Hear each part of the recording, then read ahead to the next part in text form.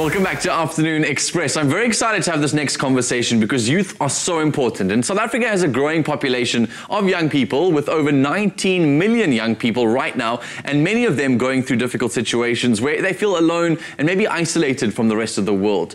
The youth organization Life Choices has a 30 Stories in 30 Days campaign in which young people from across Cape Town share their stories to let others know that they're not alone and that there are places which can offer them help.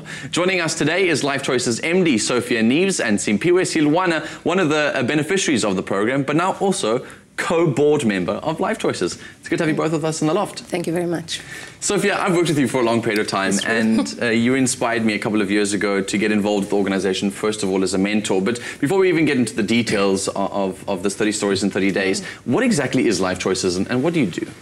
Okay, we are a bold movement that invests in young people to tackle inequality. So to tackle inequality is what makes us awake every single day, to see a South Africa and a world where people has a fair chance. And we do this by working with young people in low-income communities. What we do is that we believe that they need essential building blocks in their lives in order that they can succeed. So we provide services in family stability, health, education, leadership and employment. Sure. So it's actually important that you guys do the sort of holistic approach to young people, because I don't think there is one element in our communities. No. Where did the idea of Life Choices come about? Was there a need that you personally had found? Was it a solutions thing that they had found? Where did the need begin? So we belong to an international movement called Solutions of Don Bosco. And their core business, they work in 132 countries, and they focus in young people. They see that young people is who is going to shape the future. And if you want to have a better world, you work with young people today, so that they can grow to become responsible citizens. So I think there's need to work with young people all over the world. Cape Town is not an exception. And to work in the Cape Flats has been a passion and is what makes us every day smile and be inspired. I think with the media, and specifically the space that I sit in, is you always get this viewpoint of society being the suburbs, and the work that you guys do is so entrenched in the communities who make up the biggest population of our country and probably the most marginalized at the same time. What issues are you seeing faced there? And obviously you've mentioned a bit about how you guys are trying to alleviate that, but what are you seeing as the biggest issues with youth in our country? In the low-income communities? Where Life Choices works? I think with in general, young people is a stage of life that is not very well understood. It seems when we grow up, we forgot what it was to be a young person. I think young people has an issue about understanding who they are. And in the communities where we work, many times they are not properly supported to explore. And explore safely. So, for example, one of the things we see the most is how young people is growing up in this country on unsafe environments and facing abuse inside their homes, not just in their communities. But saying that, working in these communities, like I say, inspires us every day. We see young people overcoming their challenges and really being inspirational. And I think that is what we are trying to do, to give a voice to young people, and people see their magic and see their strength. Sure. One of the beauties of working in the sector that you work in is you, like you said, get to meet some of the most phenomenal people who are fighting battles that most people would never even imagine. And you're providing them with support structures and spaces for them to explore who they are and to believe that they are enough and that they are okay. There we go. And hence, I think 30 Stories in 30 Days came about. There is how the campaign started. It started 3 years ago. It was about Youth Month. And we always hear about how people compare the youth of today with the youth of the past. And people say the youth of the past, they were the strong ones and the new generation is lost. And we say that is not really truth. The youth of today have different struggles.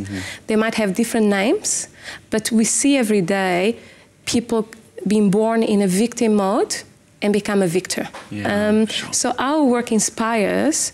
And the campaign is born like that. We wanted to showcase 30 stories in 30 days during Youth Month, so that youth is giving a voice and they can tell the world, what is their struggle, and how they have overcome it. Sure. So, yeah. It was honoured when I was asked to write a little story there as well, because it was so reflective for me just to be able to think about the struggles that I went through and how that relates to somebody else. And speaking of which, Simphiwe, you've also been involved with Life Choices as a beneficiary, now as a board member and studying as a student.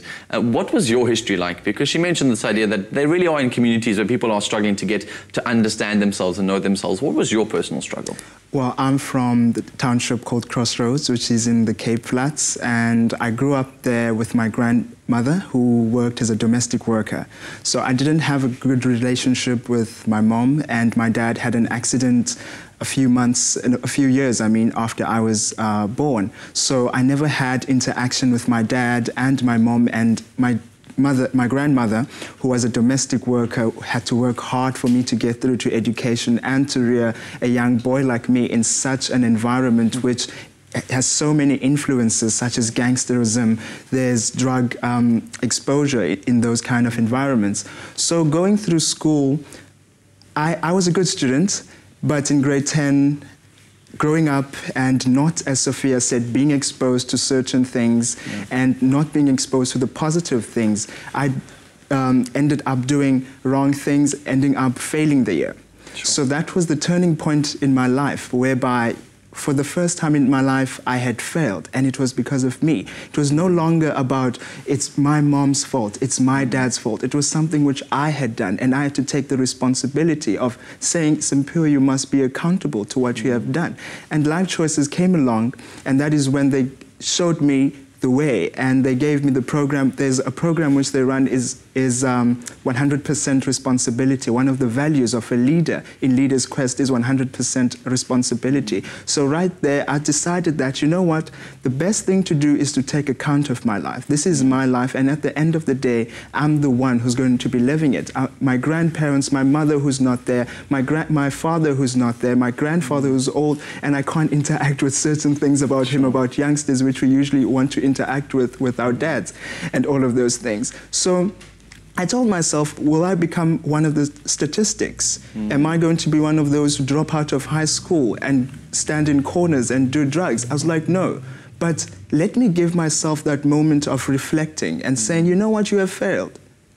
Cry, suffer, so that you can make sure that tomorrow and the following year you don't go through that same pain. So the next following years, I made sure that I worked so hard because I had known the pain of failure. And I wanted to make sure that I inspire other youth. And Life Choices came along and gave me that platform to say, you know what, come along, be part of the board, shape the organization, help in shaping the organization, which is youth-focused.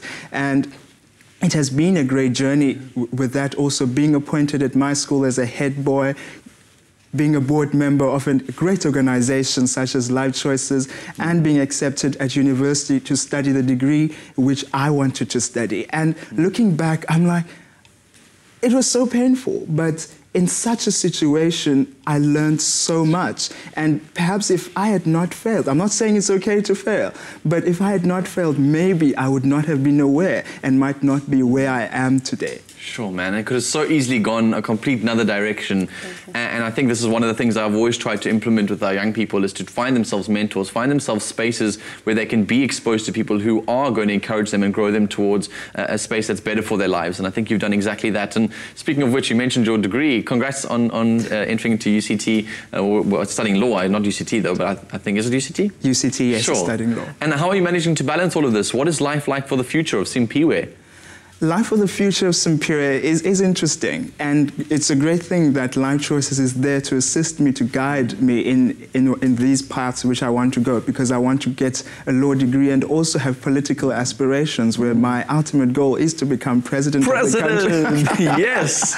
Is to become president of the country, and to show that, you know, you can come from a dire background. It doesn't matter. all that needs to be done is you need to put in the work, and you also need to look for help sometimes. Look for organizations which are there and are offering these services. Because most of us youth sometimes expect things to come to us and we don't take the initiative. Or the opposite would make sense, where some people feel like it's unreachable for them because they're in a very different circumstance, and everyone else got handed to them on a silver platter and things like that. And I think you're the perfect example of someone who didn't get that. You didn't have it all handed to you on a silver platter at the beginning. You worked hard for what you wanted to achieve, and look where you are today. So that is absolutely amazing, Simphiwe. He's one of the stories, and there's so many that you want to tell with this organization. I think you've been drawn to tears a couple of times, and I've seen you with the sort of passion of some of these young people. And if we want to maybe read more of these stories, where can we find them? You can find them in our website, lifechoices.co.za, and that is the invitation. If South Africans don't do anything else, I think at least start to read stories of young people living in a township and start to understand, because I think the country is quite divided. So start to understand people. I guarantee you'll develop empathy towards others. At Life Choices, we believe that inequality is a matter of the heart.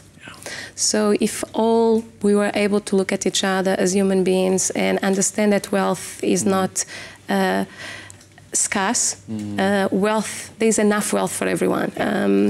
And doing a small thing, just by reading the stories and understand how lucky many of us are in the part of the world we have been born, and the part of on the suburb and on the families we have been born, and certainly developing compassion towards others and activate that we want to do something. And a small thing can make a difference in the life of somebody. And it's not a guilt thing. You're not saying to people, oh, these are terrible stories, feel guilty about what's been created. There's hope here, and there's people who are fighting. The stories are very inspirational. They are tough stories. We have stories from human trafficking to abuse, like I say. So many people cries with the stories, but like I say, the theme is from victim to victor. So there's a lot of learnings, and every single youth we choose is a success story.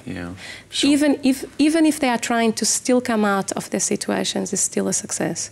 Sofia, I know how hard it is to run an organization, and the amount of red tape that's involved with it, and you guys keep moving, and you've affected so many lives. You've changed mine in so many ways. So thank you for joining us on Simphiwe. Dude, continue to inspire the rest of the young people in our country. Thank you very much. To you.